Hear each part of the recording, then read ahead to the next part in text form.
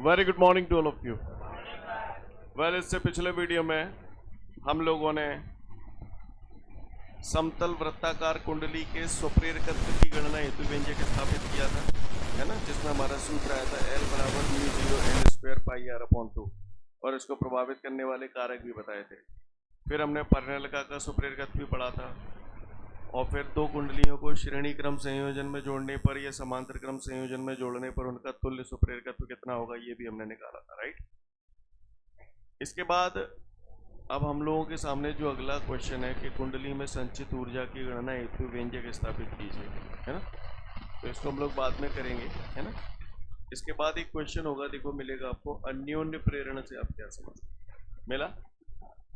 आज हम लोग जो भी पढ़ेंगे ये सारी चीज़ें रिपीट वे में आ रही हैं, दोबारा से आ रही हैं, बिल्कुल स्वप्रेरण की तरह ही पूरी कहानी अन्योन्य प्रेरण की है। क्लियर है? जिसने स्वप्रेरण पढ़ा है उसे अन्योन्य प्रेरण समझने में कहीं कोई दिक्कत नहीं आएगी। क्लियर है? और मान के चलो अगर किसी का स्वप्रेरण छूट गया है ना, तो वो अन्योन्य प्रेरण अगर कर लेगा तो स्वप्रेरण की सारी चीज़ें ऑटोमेटिकली समझ में आ जाएगी। क्लियर है?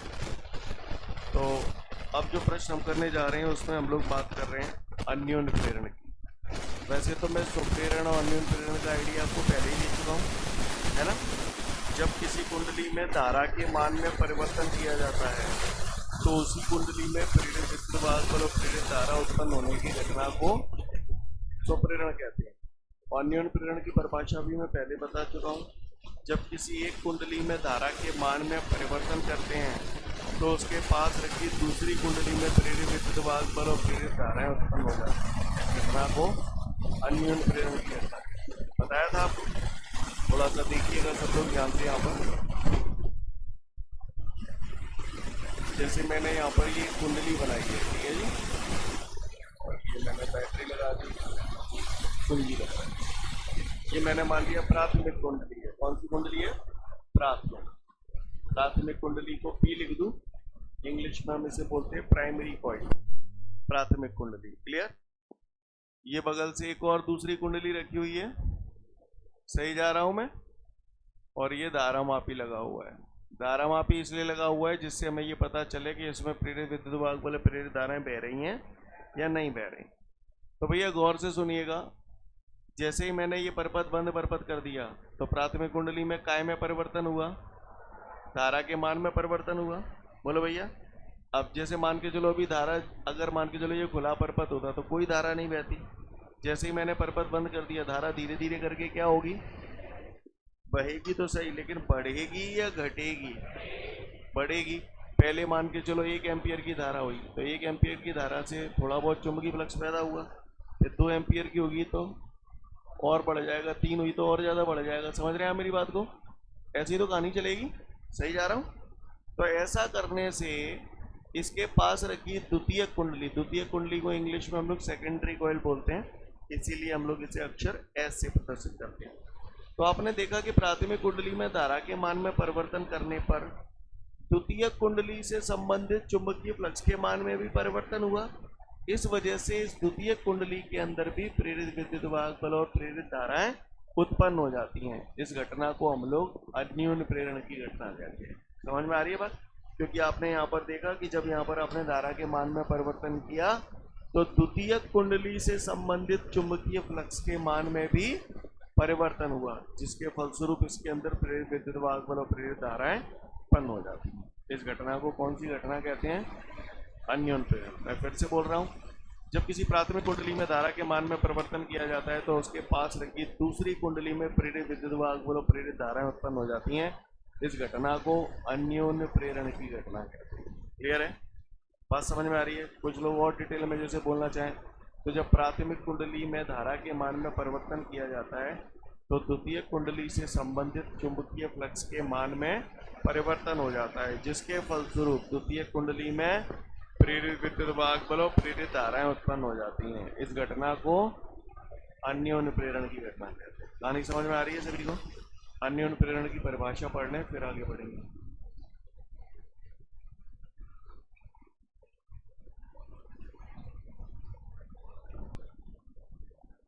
इसके बाद हमारे सामने अगला प्रश्न है, अन्योन्य प्रेरण गुणांक से आप क्या समझते हैं? क्या प्रश्न है? अन्योन्य प्रेरण गुणांक से आप क्या समझते हैं?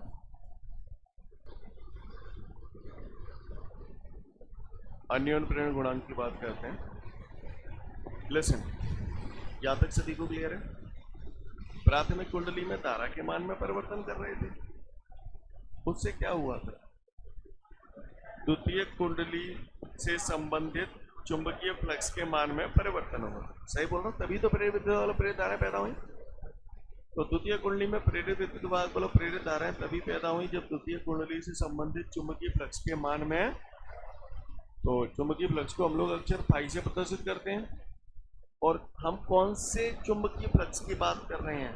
प्राथमिक कुंडली में चुंबकीय फ्लक्स में परिवर्तन की बात कर रहे हैं या द्वितीय कुंडली में? द्वितीय कुंडली के लिए ऐसे लिखो सफिक्स में एस, एस का मतलब सेकेंडरी कॉइल है ना। यानी द्वितीय कुंडली से संबंधित चुंबकीय फ्लक्स के मान में परिवर्तन हुआ तभी प्रेरित विद्युत वाहक वालों प्रेरित धाराएं पैदा हुई। अब आप मुझे ये बताओ, द्वितीय कुंडली से संबंधित चुंबकीय फ्लक्स के मान में परिवर्तन हुआ कब? जब प्राथमिक कुंडली में धारा के मान में परिवर्तन किया। अगर प्राथमिक कुंडली में धारा के मान में परिवर्तन ज्यादा करूंगा तो द्वितीय कुंडली से संबंधित चुंबकीय फ्लक्स में परिवर्तन ज्यादा होगा। तो इसका मतलब ये हुआ कि फाई एस समानुपाती आई पी। स्टेप समझ में आया? यानी प्राथमिक कुंडली में धारा के मान में परिवर्तन जितना ज्यादा करोगे, द्वितीय कुंडली से संबंधित चुंबकीय फ्लक्स के मान में परिवर्तन। ये स्टेप क्यों लिखा, बात समझ में आई सभी को? जब भी समानुपाती हटाते हैं नियतांक आता है, तो फाई एस बराबर एम आई। जैसे वहां फाई बराबर लाई आया था, यहाँ फाई एस बराबर एम आई। यहाँ एम एक समानुपाती नियतांक है जिसे अन्योन्य प्रेरण गुणांक कहते हैं। क्या कहते हैं? आप इसे अन्योन्य प्रेरण गुणांक भी बोल सकते हैं या अन्योन्य प्रेरकत्व भी बोल सकते हैं, एक ही बात है। जैसे वहां पर हम स्वप्रेरण या स्वप्रेरकत्व बोल रहे थे, वैसे ही यहाँ पर अन्योन्य प्रेरण गुणांक या फिर अन्योन्य प्रेरकत्व। क्लियर है? आईपी को अगर नीचे ले आऊंगा यहाँ पर, तो एम बराबर क्या हो जाएगा? फाई एस अपॉन आई, यही हो जाएगा। एम बराबर क्या हो जाएगा हमारा? Phi S upon I P. Phi S है द्वितीय कुंडली से संबंधित चुंबकीय फ्लक्स, यानी चुंबकीय फ्लक्स है। चुंबकीय फ्लक्स काय में नापा जाता है? वेबर में। तो ये मैंने लिखा वेबर। वेबर को कौन से अक्षर से प्रदर्शित करते हैं? आई का मतलब प्राथमिक कुंडली। आई क्या है? प्राथमिक कुंडली में धारा है, धारा का मान वेबर प्रति अन्य प्रेरण गुणांक का मात्रक क्या होता है? वेबर प्रति एम। तो प्रेरण गुणांक का, इसके अलावा इसका एक और मात्रक होता है, वो होता है हेनरी। क्या? हेनरी। तो प्रेरण गुणांक का भी यही होता है, याद आ रहा है इसको? इसके अलावा एक और मात्रक होता है volt into second upon N. ये कैसे आया अभी बता रहा हूँ। क्लियर है? यानी अन्य प्रेरण गुणांक की मात्रक वही होते हैं जो कि स्वप्रेरण गुणांक। आप देख रहे होगी सेम होती। आगे देखते हैं, किसी ने पूछा अन्य प्रेरण गुणांक की परिभाषा। तो किसी की परिभाषा को बनाने के लिए इन चीजों को 1 मान लिया जाता है। आई पी बराबर कितना रहेगा?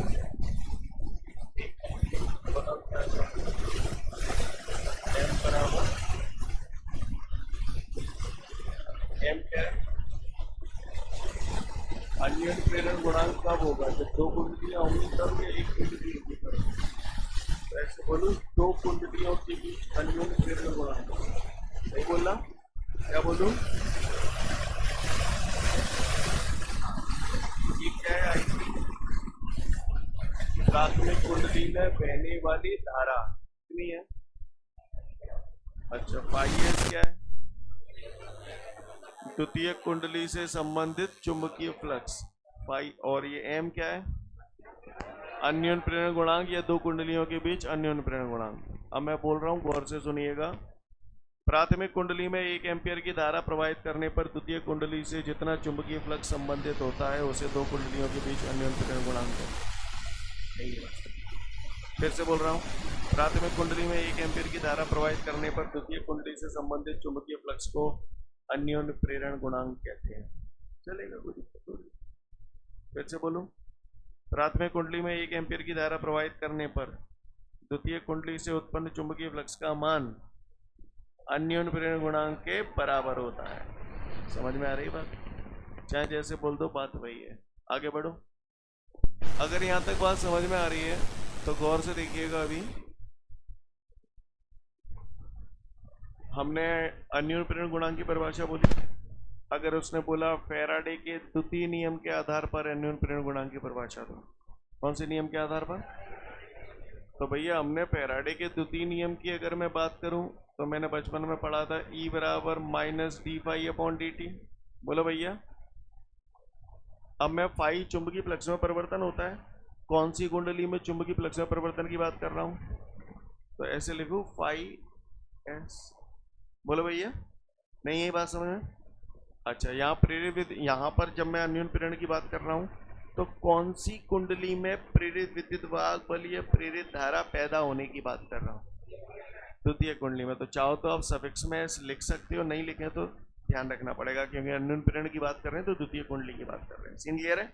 अंडरस्टैंडिंग के लिए कोई अगर एस लगा भी देता है तो 100% करेक्ट है, कोई दिक्कत वाली बात नहीं। क्लियर है? अच्छी बात है। फिलहाल आपके नोट्सों में एस लगा नहीं है इसलिए मैं लगा नहीं रहा हूँ, पर लगा सकते हैं। बात समझ में आ रही है सभी को? अब मेरी बात ध्यान से सुनिएगा। E बराबर minus D upon D T, phi S बराबर हवियाली पड़ा है एम आई पी। बोलो भैया। तो फाई एस की जगह मैंने रख दिया एम आई पी। एम यहाँ पर आप बोल रहे थे समानुपाती नियतांक है, और नियतांकों के साथ क्या करते हैं हम? क्या करते हैं? बाहर फेंक देते हैं। तो क्या बच जाएगा? वहां पर हमने पढ़ा था E बराबर लड़ी थी, यहाँ मड़ी थी। क्लियर? चूतिया बनती है पर काम बनता है। सीन क्लियर है? E बराबर minus M D I P upon D T. आगे देखिए, इधर सूत्र याद रखना अच्छे से, है ना? E बराबर minus M D I P upon D T. इधर देखो जरा ध्यान से। अब इसकी परिभाषा बनानी है। D I P upon D T को क्या बोलूं? हाँ, प्राथमिक कुंडली में धारा परिवर्तन की दर। दर क्यों बोला? समय का भाग लग गया। तो प्राथमिक कुंडली में धारा परिवर्तन की दर कितना रख दूं? 1 एम्पियर प्रति सेकंड। तो ये मैंने 1 एम्पियर प्रति सेकंड इसमें रखूंगा तो नज़ारा ये हो जाएगा। बोलो भैया। माइनस हटा दूंगा तो हाँ, अब समझने लगे ना? क्योंकि माइनस दिशा को प्रदर्शित करता है और दिशा हटेगी तो क्या आ जाएगी? केवल संख्याएं रह जाएंगी। तो मैं जो भी बात कर रहा हूँ वो काय से संख्यात्मक रूप से बात कर रहा हूँ। कहानी समझ में आ रही है सभी को? अब आप बताओ एम क्या है? दो कुंडलियों के बीच अन्योन्य प्रेरण गुणांक। क्लियर? ई क्या है? द्वितीय कुंडली में प्रेरित विद्युत वाहक बल। ई क्या है? द्वितीय कुंडली में प्रेरित विद्युत वाहक बल। अच्छी बात है। D I P upon D T क्या है? हाँ, प्राथमिक कुंडली में धारा परिवर्तन की दर। ठीक है? आप बनाओगे कि मैं ही बनाऊं? प्राथमिक कुंडली में धारा परिवर्तन की दर 1 एम्पियर प्रति सेकंड होने पर द्वितीय कुंडली में जितना प्रेरित विद्युत वाहक बल उत्पन्न होता है वह संख्यात्मक रूप से अन्योन्य प्रेरण गुणांक के बराबर होता है। नहीं है? बस क्लियर है?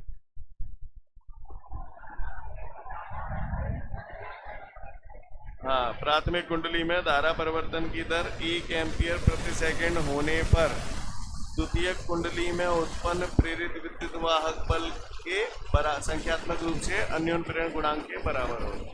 एक बार मुझे बोल लें तो सुन लो। प्राथमिक कुंडली में धारा परिवर्तन की दर 1 एम्पियर प्रति सेकंड होने पर द्वितीय कुंडली में उत्पन्न प्रेरित विद्युत वाहक बल संख्यात्मक रूप से अन्योन्य प्रेरण गुणांक के बराबर होगा। क्लियर है? और भी सब चलेंगी, कोई दिक्कत नहीं। दो कुंडलियों के बीच अन्योन्य प्रेरण गुणांक संख्यात्मक रूप से द्वितीय कुंडली में उत्पन्न उस प्रेरित विद्युत वाहक बल के बराबर होता है जो प्राथमिक कुंडली में धारा परिवर्तन की दर 1 एम्पियर प्रति सेकंड होने पर उत्पन्न होता है। नहीं बस क्लियर है? या फिर से वही वाली, प्राथमिक कुंडली में धारा परिवर्तन की दर 1 एम्पियर प्रति सेकंड होने पर द्वितीय कुंडली में उत्पन्न प्रेरित विद्युत बल संख्यात्मक रूप से अन्योन्य प्रेरण गुणांक के बराबर होता है। क्लियर है? तो क्या मैं उम्मीद करूं कि अब किसी ने अगर हमसे पूछ लिया कि अन्योन्य प्रेरण गुणांक बताओ या अन्योन्य प्रेरकत्व से आप क्या समझते हैं, तो क्या हम लोग बता पाएंगे? बोलो भैया। 1 से 2 मिनट का समय दिया, तसल्ली से पूरा देख लो।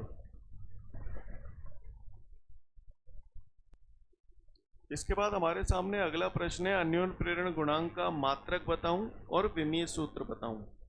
तो गौर से देखिएगा भैया सभी लोग, अन्योन्य प्रेरण गुणांक का मात्रक एवं विमीय सूत्र। तो अन्योन्य प्रेरण गुणांक का एक मात्रक तो अभी आपने देखा था, वेबर प्रति एम्पियर, दूसरा हेनरी, तीसरा होता है volt into second upon ampere. अब ये आया कैसे है इसको देख लो, है ना, ये मैंने बताया था, अभी बताऊंगा। ये यहां से आया है इस सूत्र से। ई प्रेरित विद्युत वाहक बल, आप बताओ प्रेरित विद्युत वाहक बल वोल्ट हो गया, तो ई का हो गया वोल्ट बराबर, माइनस तो दिशा को प्रदर्शित कर रहा है तो इसका तो कोई रोल नहीं है, एम इसी का ही तो निकालना है हमें अन्योन्य प्रेरण गुणांक का। डी आई क्या है? धारा, धारा में परिवर्तन, तो धारा काय में नपेगी? एम्पियर में, वटे डी टी समय काय में नपेगा? सेकंड में। सेकंड को इधर ले जाऊंगा तो वोल्ट इंटू सेकंड, और एम्पियर यहां से नीचे आ जाएगा बराबर एम। तो आ गया volt into second upon ampere अन्योन्य प्रेरण गुणांक का मान। कैसे आया, बात समझ में आ रही है? सभी को क्लियर है? आगे बढ़ जाऊं तो ये हमारा अन्योन्य प्रेरकत्व का मात्रक आ गया volt into second upon ampere. तो ये मात्रक कैसे कैसे आए, क्या मैं उम्मीद करूं हम लोग समझ गए, किसी को कोई दिक्कत? अब बात आती है, अगर इतनी बात हम लोग समझ गए तो अब बात आती है इसके विमीय सूत्र की। तो इसका विमीय सूत्र सेम वही होता है जो कि स्वप्रेरकत्व का होता है, निकालना बताया था। क्लियर? 1 से 1.5 मिनट का समय दिया आपको, ये तो आप कर ही लोगे, लेकिन अन्योन्य प्रेरण गुणांक का विमीय सूत्र खुद से निकालो अपनी ईमानदारी से, ठीक है ना? करो फटाफट।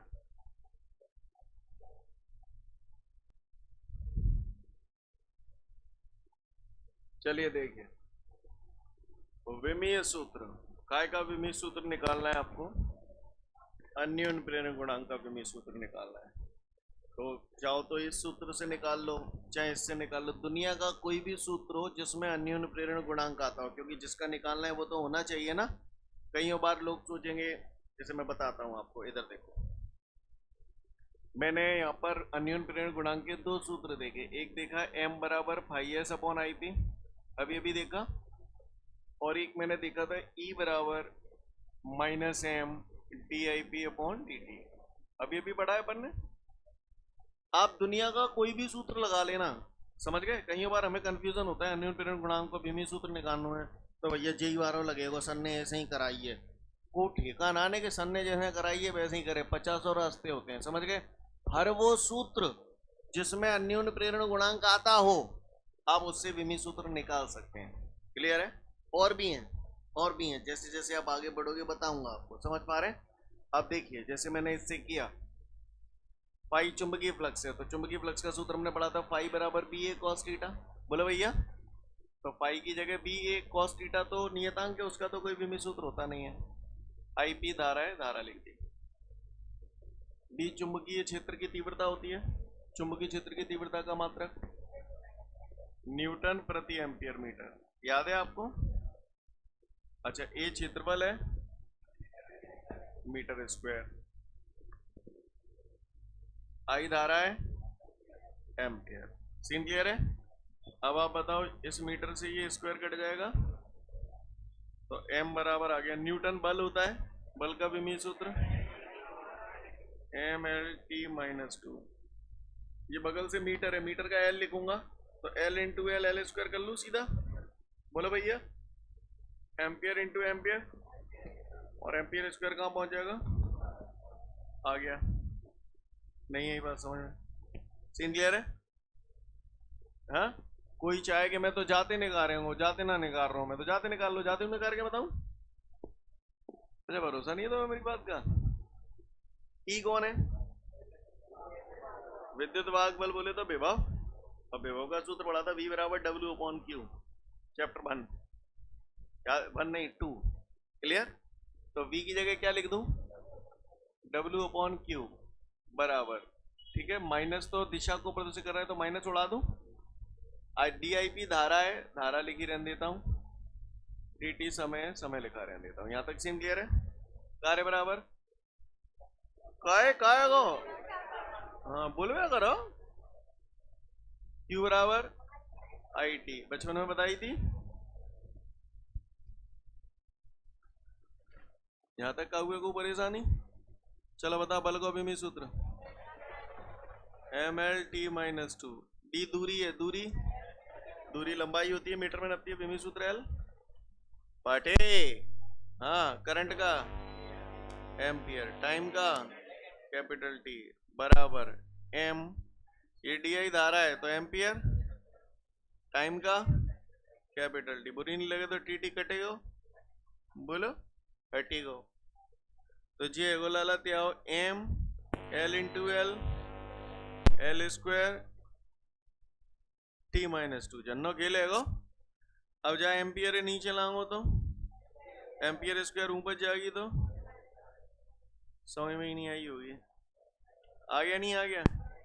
दुनिया का कोई भी फॉर्मूला लगा, ऐसा हर जगह कर सकते हैं, समझ गए। दुनिया का कोई भी फॉर्मूला लगा लेना जिसमें अन्योन्य प्रेरण गुणांक आता हो, आप तो निकाल के देखना उससे आता है कि नहीं, और नहीं आता तो मेरे पास आ जाना कि भैया जी ना आ रहा, बताओ जरा कैसे कह दी तुमने। क्लियर है, समझ रहे ना मेरी बात को, तो घबराना नहीं कभी, ठीक है। कर तो नहीं पाओगे ना, हैं। तो किसी ने मुझसे बोला कि लाला अन्योन्य प्रेरण गुणांक का मात्रक को विमी सूत्र बताओ तो लाला बता देंगे ना। अगला बोले क्या है,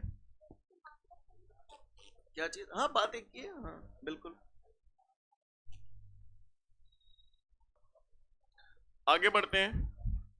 इसके बाद हमारे को एक सवाल दिया है और उस सवाल में मुझसे कह रहा है कि प्राथमिक कुंडली में धारा बह रही है 3.0 एम्पियर, ठीक है, और धारा बह रही है यानी काय का मान है, पहले तो आप ये बताओ। I1 मान लूं, I मान लिया मैंने, IP बोल रहे हैं कुछ लोग, IP मान लिया, कोई दिक्कत नहीं, ठीक है। IP प्राथमिक कुंडली में धारा बह रही है 3.0 एम्पियर। अब वो कह रहा है 0.1 सेकेंड में धारा शून्य कर दी जाती है, 0.1 सेकेंड में धारा शून्य कर दी जाती है, ये काय का मान है पहले तो ये बताओ, है 0.1 सेकेंड, तो T हो गया। अब 0.1 सेकेंड में धारा शून्य कर दी जाती है, यानी धारा कितनी हो गई है, 0 एम्पियर। बोलो भैया, ये भी प्राथमिक कुंडली में धारा थी, ये प्राथमिक कुंडली, इसे ऐसे लिखूं IP1 IP2, बोलो भैया, हाँ समझ में आ रही है बात। तो कह रहा है, फिर से बोल रहा हूं, प्राथमिक कुंडली में बहने वाली धारा 3.0 एम्पियर है, 0.1 सेकेंड में कुंडली में धारा शून्य कर दी जाती है, तो उसकी द्वितीय कुंडली में उत्पन्न प्रेरित विद्युत वाहक बल 1.5 वोल्ट होता है। तो ऐसे लिख दूं E, कुछ लोग E सफिक्स में S लिखना चाहें तो लिख सकते हैं, क्लियर है।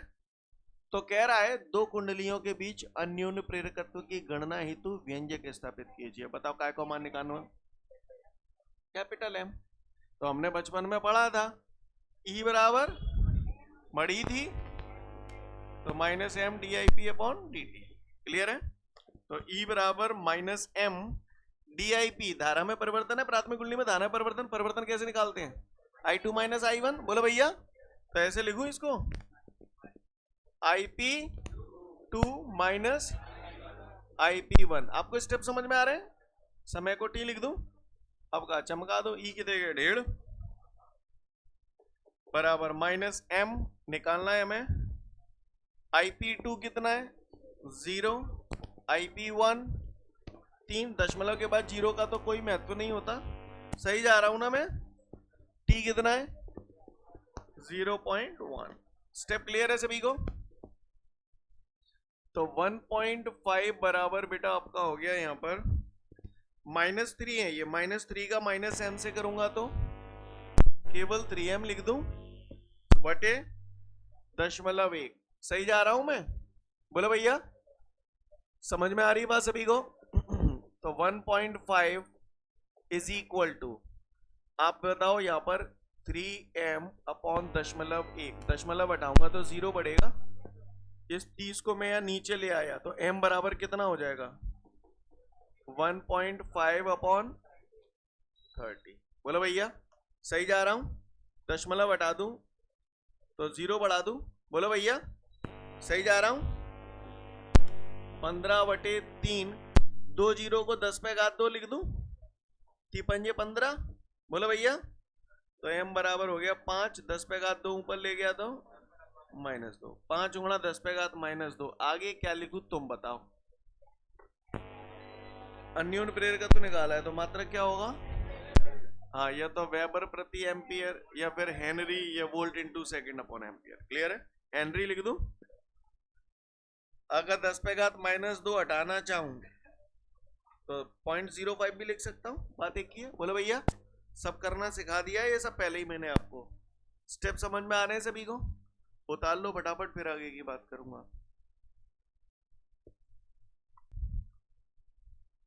ठीक है तो फिर आज के लिए पर्याप्त है। नेक्स्ट वीडियो में फिर मिलेंगे। जय हिंद।